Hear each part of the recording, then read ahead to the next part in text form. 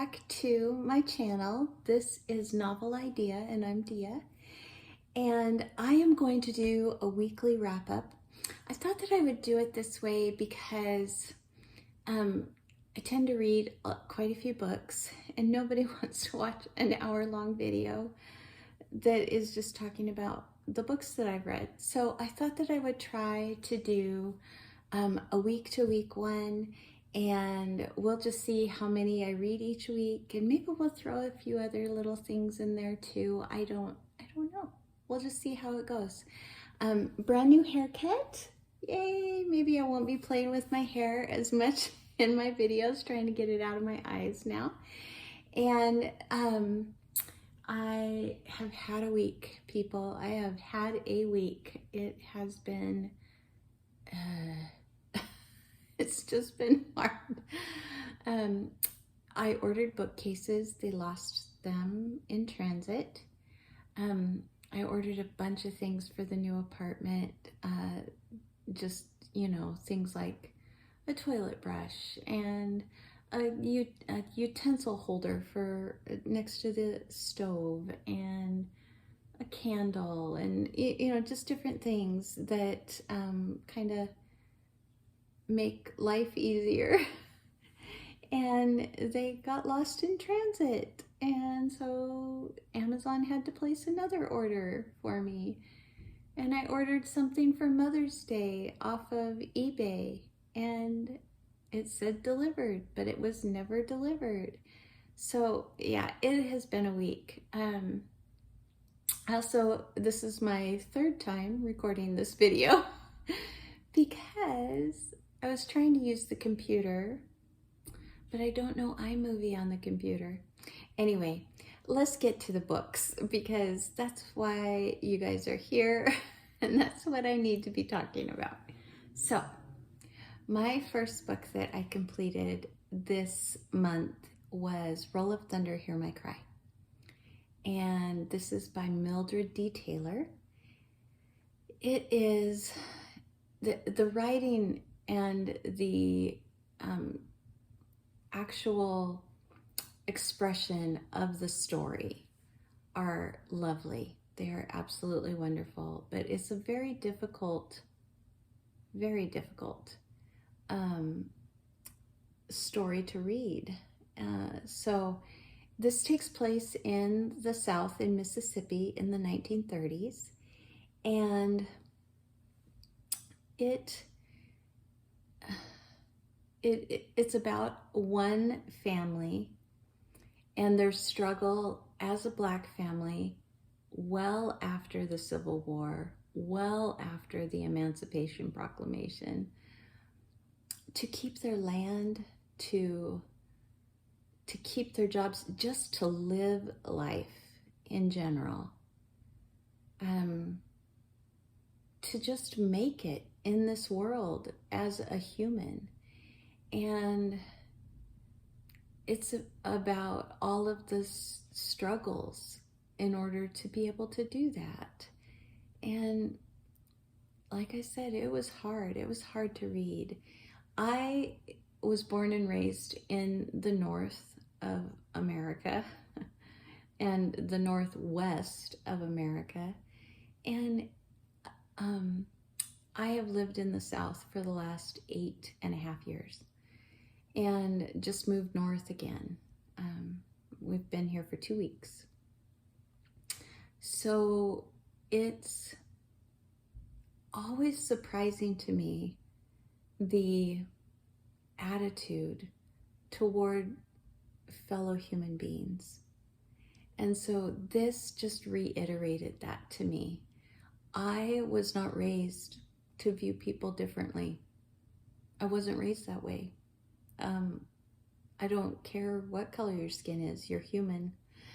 And so this was just a very eye-opening, eye-opening. My first eye-opening experience was going to the South for the very first time. But this, yeah, anyway. Be careful reading this to your kids. It is a kid's book, but be careful reading it if you plan to read it to your children or have them read it. because there are very severe things that happen, and they're handled well in the book. But nonetheless, they are severe. So just be aware of that. This was an A read for me, solid 96%. I think I would have liked it to be a little longer. I would have liked to have had a really happy ending. It's not that the ending isn't good, but I would have liked to have a really happy ending. I know that we don't always get that with books. We don't always get that with life, but I would have let that if that would have happened. So, yeah. So this is an A read. Roll of Thunder, Hear My Cry, Mildred D Taylor. Okay, next one is Ted Chiang's Exhalation Stories. And there are 9 stories in the book, and he writes questions about life in the form of story. And it is fascinating. It is completely entrancing in reading it. At least it was for me. Another A, it's an A-, and the reason why is because 8 of the stories I really, really enjoyed, and then one of them just felt like it was from another planet. These are sci-fi stories, and there are stories about virtual reality, there's bioethics, there's robots, there are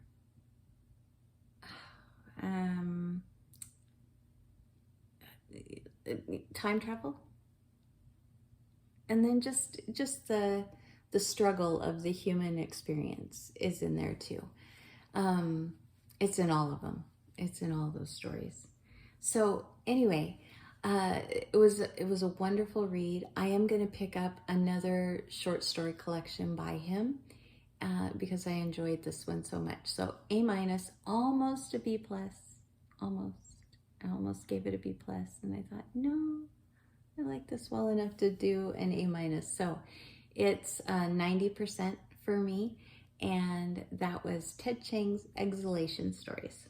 So the next one that I finished was Elizabeth and Her German Garden, and this is by Elizabeth von Arnim. And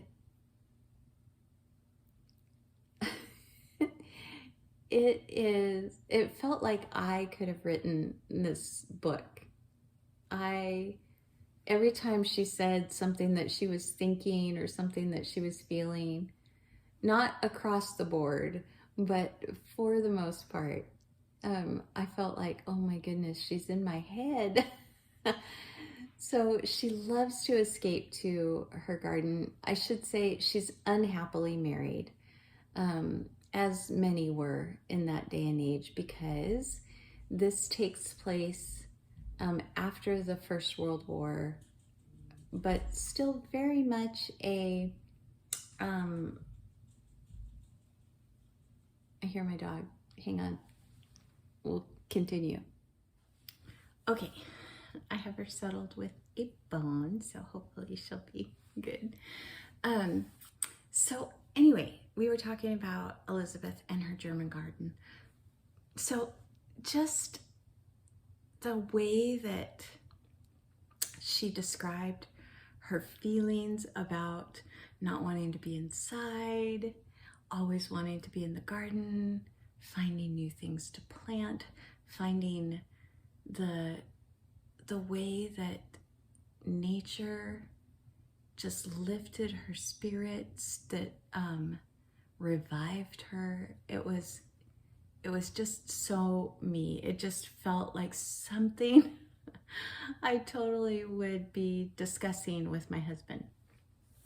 And so or with my kids, or, you know, anything like that. It was just so cute. I just loved it.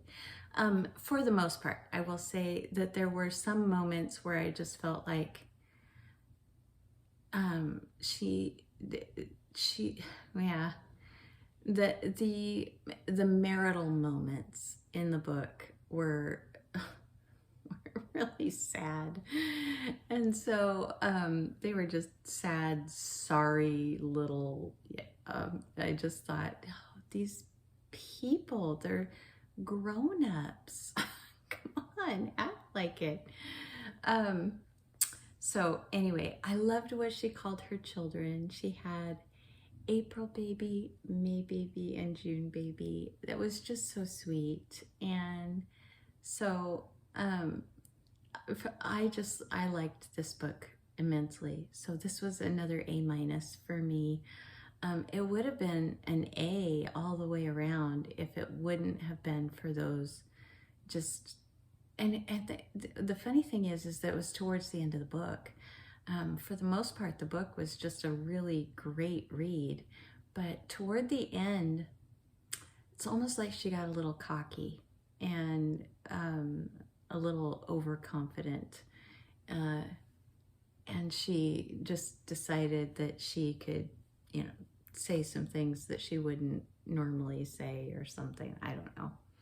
So for the most part, though, really great read, and I'm looking forward to reading more of Elizabeth von Arnim's books.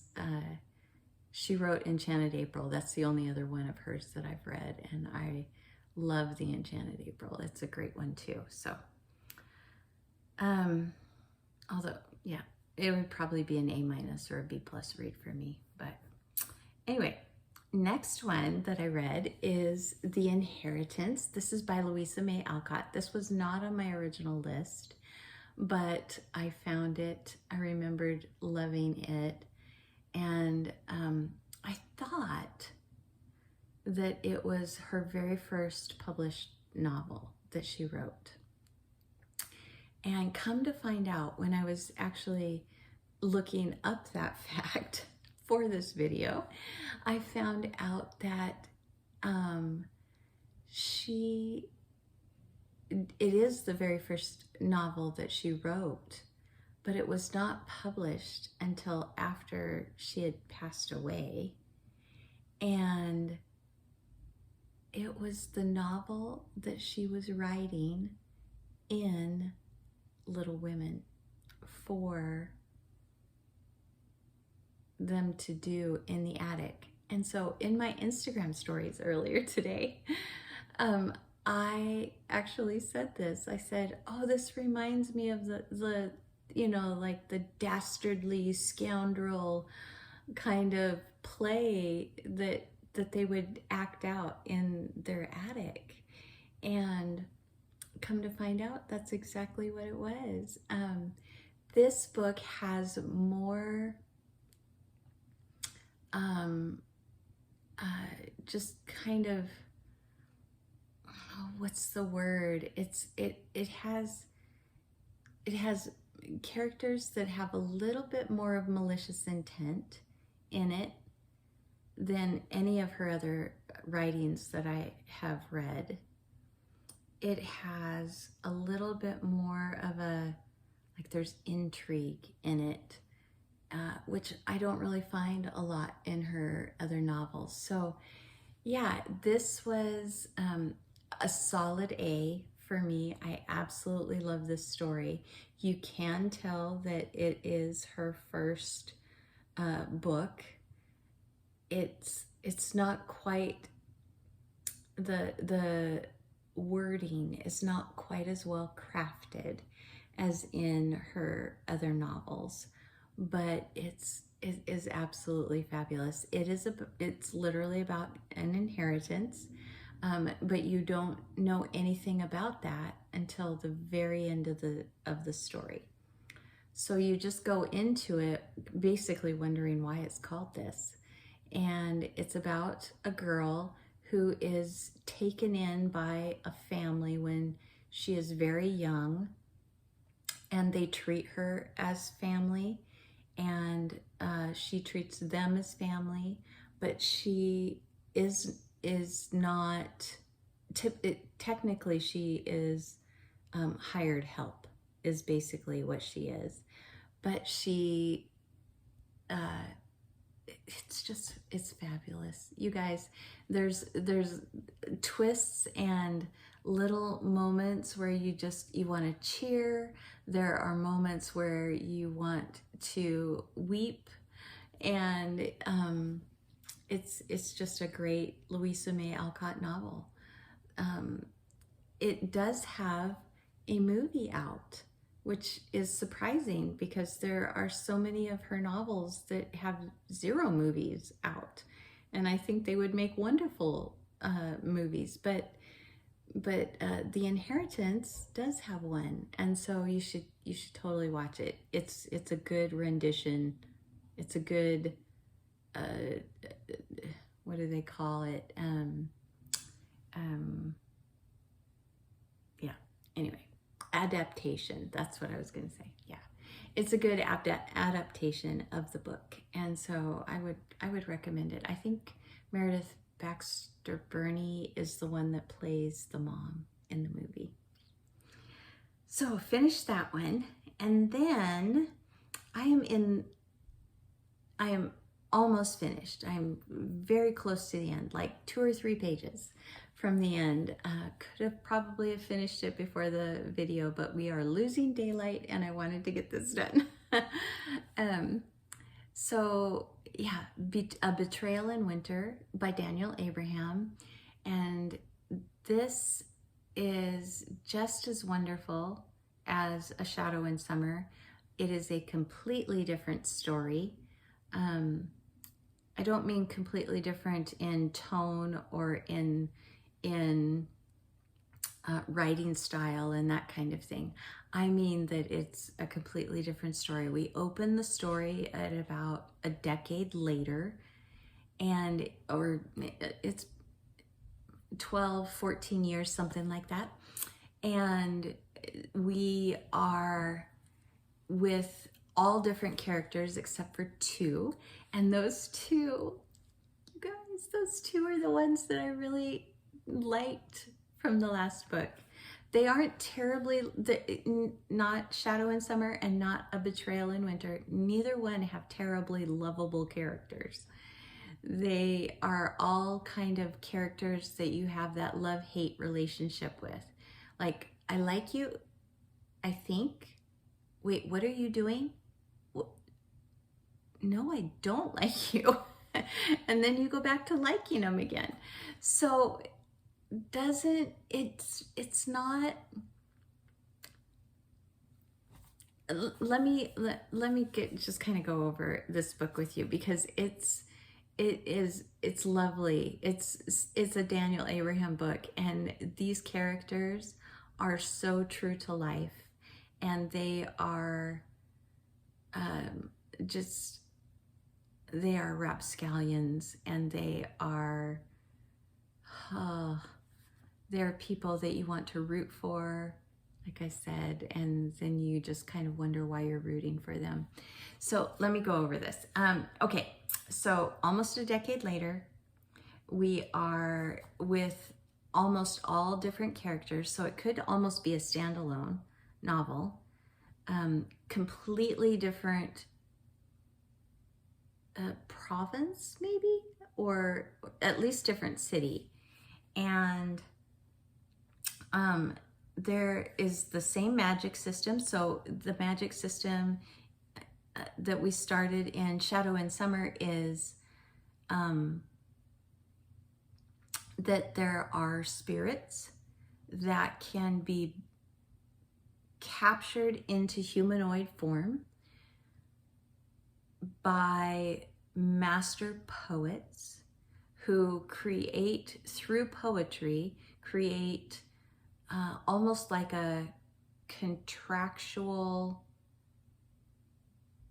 event where these spirits can exist in human form, but they are subject to the master poet.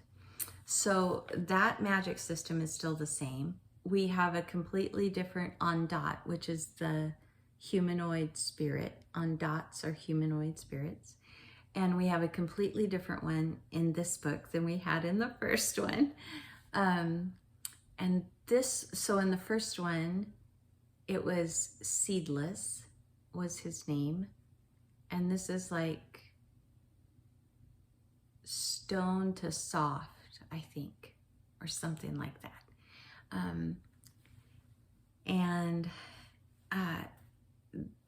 We discover in this book, we get to discover why the Ondats are used the way that they are and not used for other things that they could be used for, that could be useful.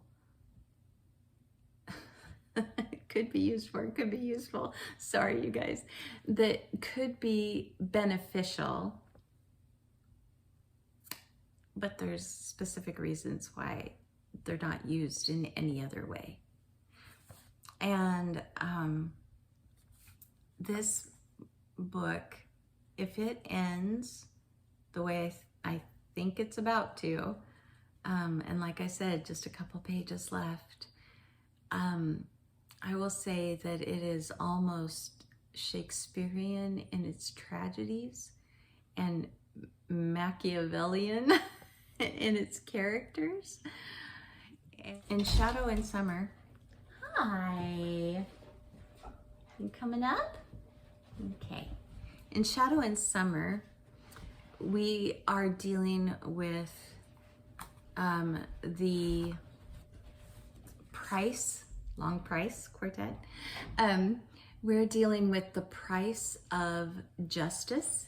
And in this one, Poppy's going a little berserk. In this one, we are doing more with the price of power. And both of them deal with the price of love in conjunction with the price of justice or the price of power.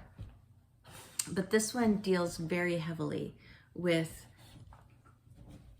what it costs you, and that as humanity, what it costs if you want power, what it costs if you want justice, and how love is a currency almost in and of itself in conjunction with those. So Daniel Abraham was just masterful again with these characters, with the story, everything.